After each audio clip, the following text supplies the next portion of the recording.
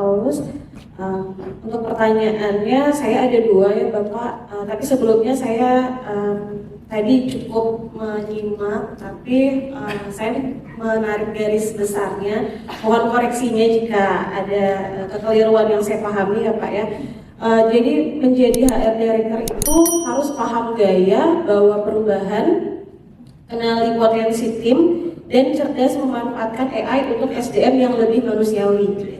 Ya, misalnya ada yang bisa dikoreksi mungkin ya Bapak ya dari sepemahaman saya. Kemudian untuk pertanyaan saya yang pertama, mengingat perbedaan mindset untuk baby boomer hidup untuk kerja, kemudian Gen Z yang menekankan work-life balance, model dukungan mental seperti apa yang paling efektif bagi atasan baby boomer sehingga mereka mampu mengelola stres tim Gen Z tanpa merasa harus banyak merangkul di luar kenyamanan budaya masing-masing.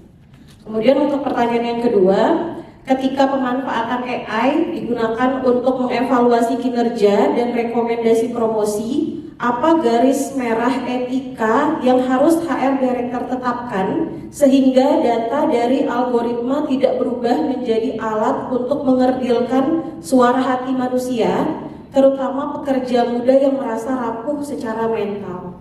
Terima kasih. Dukungan mental seperti apa yang paling efektif bagi atasan baby boomer sehingga mereka mampu mengelola stres tim Gen Z tanpa merasa harus banyak merangkul di luar kenyamanan budaya masing-masing.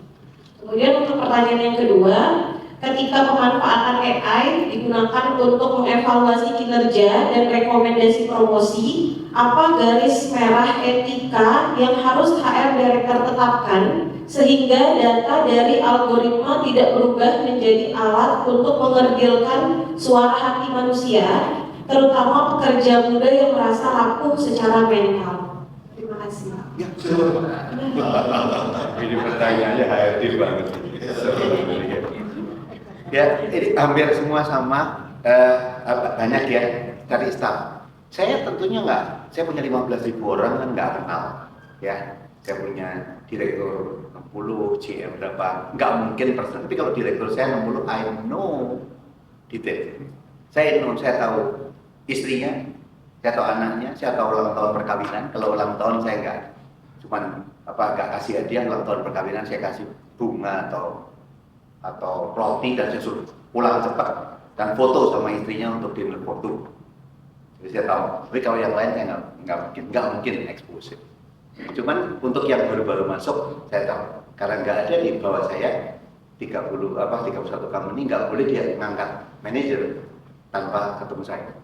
Jadi semua calon manajer harus ketemu sama saya supaya saya kenal satu-satu. Kemudian nggak ada naik senior manager tanpa presiden direktur dari 5 grup di bawah saya yang ngomong. Nggak ada model crown prince. Karena saya di Astra nggak bisa ngangkat GM itu nggak bisa. Golongan 6 di Astra nggak bisa. Saya hanya bisa propose 2 other director di Astra yang lain. Jadi kita demikian aja. Jadi dengan pola itu sebetulnya kalau yang level atas I know karena semua data komplit. Bagaimana yang lain? Ya kepada itu peran HRD. Ya, peran HRD untuk memberikan kepada kita data. Tapi saya nggak butuh yang kuadran-kuadrannya. Karena untuk tim ini saya butuh orang kayak gini loh. Kamu cariin mana yang cocok.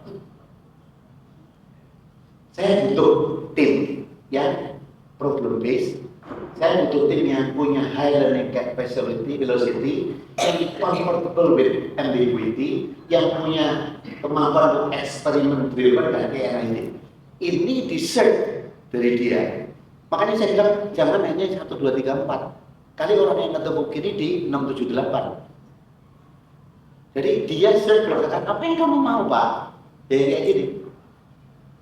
Yang desain itu adalah kita tahu nggak mau butuhnya seperti apa. Ternyata tadi kan saya bilang, saya pun gagal kan.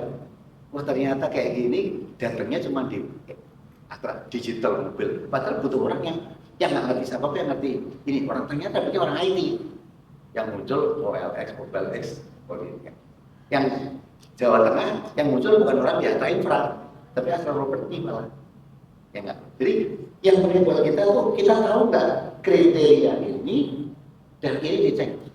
Jadi bukan yang the best kuadran.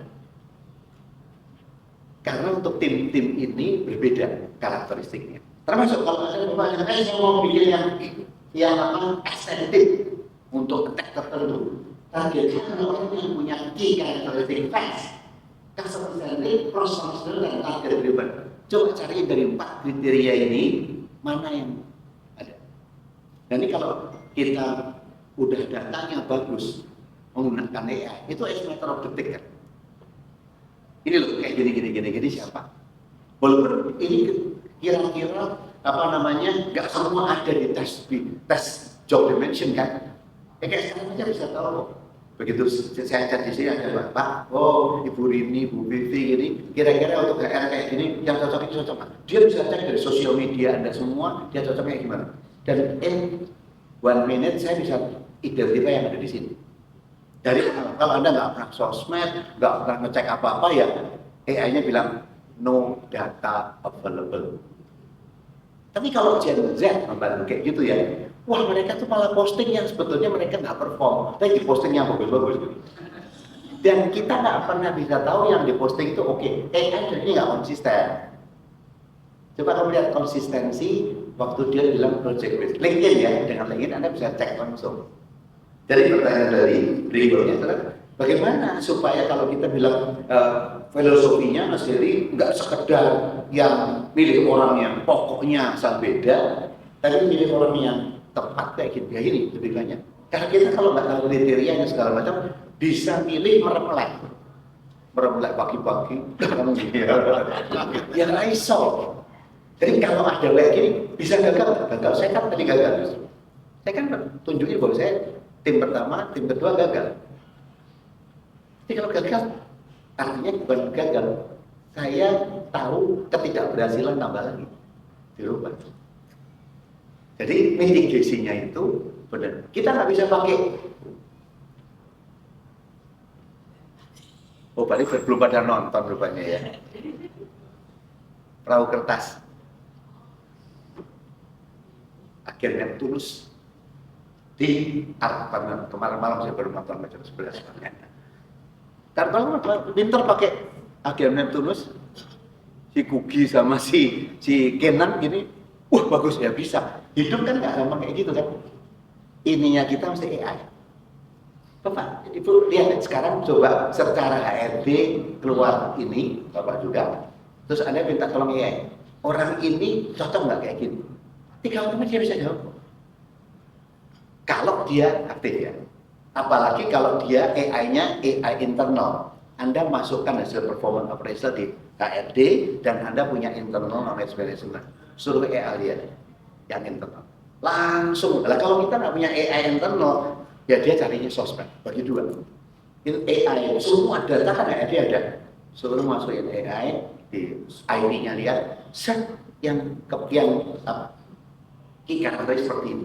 Dia pernah pengalaman project apa, apalagi salesman, Salesforce dia sudah punya data semua dari Salesforce.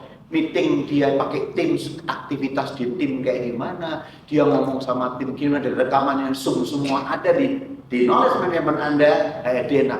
Plus dia bisa search across data dan muncul ini. Ya. Jadi mitigasinya lebih kecil. Berhasil nggak? Belum tentu. Makanya kita harus siap gagal. Kalau nggak siap gagal, ya jangan. Saya gagal kan? Coba. Ya. Kemudian tadi kalau kita bilang gimana baby boomer dan Gen Z? Ini terlalu stereotipe ini. Saya nggak believe kok yang gini-gini itu. Anak saya semua karena muda dari Gen Z, Gen ini ya. Itu terlalu stereotipe. Oh baby boomer kayak gini, Gen Z kayak gini itu. Kita waktu lahir dulu juga berbeda dengan atasan kita, dengan papa kita kan biasa kan. Udah jangan dibesar-besarin lah. Oh Gen Z itu sukanya apa? Well-being soal ngomong orang Semarang bilang Bill Gates. Itu digede-gedein supaya kelihatan enggak. Saya punya kok. Digital saya itu totally baru semua.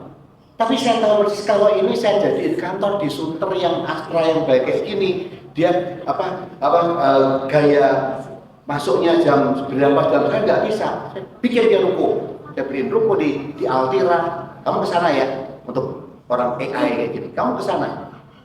Kamu ke sana mau jam berapa saya kasih tempat tidurnya di tempat gayanya kayak Google di situ. Jelas kita harus tahu lah kalau masuknya di Menara Astra, ya sudah nggak cocok.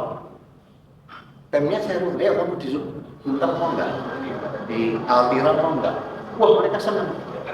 Akhirnya setelah jalan kan disembunyi, kok dia bisa masuk jam 10, pulang jam 9, segala macam.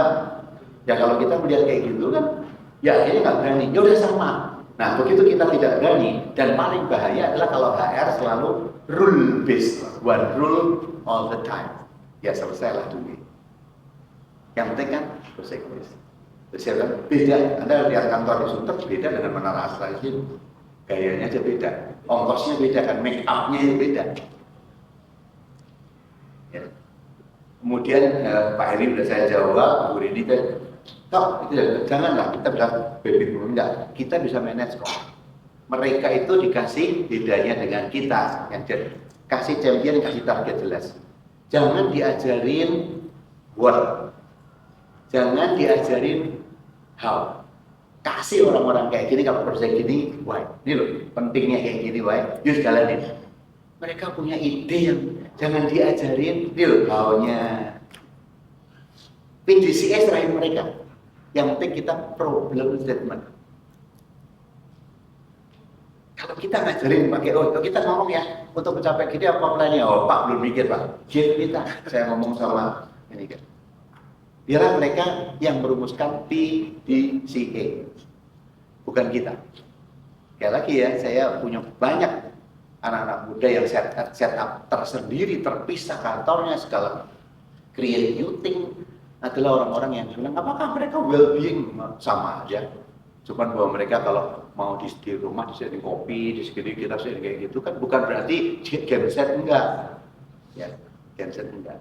Fleksibel sebenarnya butuh kan. Tapi yang penting kita tahu mereka itu bukan alien. Mereka tidak perlu di-treat differently.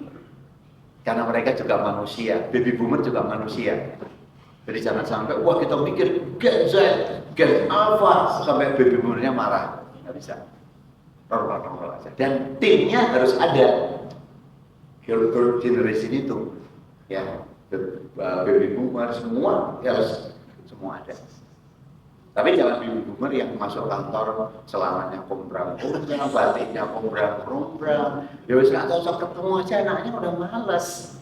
Mau ngomong aja udah kelihatan wajahnya aja kuno. Sama saya semuanya, kalau menurut kamu di atas 32, kamu nggak bisa masuk tim. Kalau 32, kamu artinya kurang olahraga kan sih? Gaya, kita semua pakai kayak gini, semua pakai kayak gini. Untuk apa? Kalau masuk tim itu, you have to adjust to gengsi itu. Ya, jadi rasanya saya udah jawab tadi, disiplin dan hal itu jangan dikontrari, ya. Memang ada sikap tertentu yang kita berani, kamu fleksibel, kamu disiplin. Tapi untuk sehari-hari ya kan, selama kamu tim ini, kamu masa jam kerjanya terserah kamu 3 bulan iuran di sini. Tapi kalau kembali, ya kembali 8 to 5. Tapi waktu kamu tim ke sini, ya you can do dengan tim yang lakukan. Jadi bukan berarti selama-lamanya bisa, enggak. Tim itu ada masanya.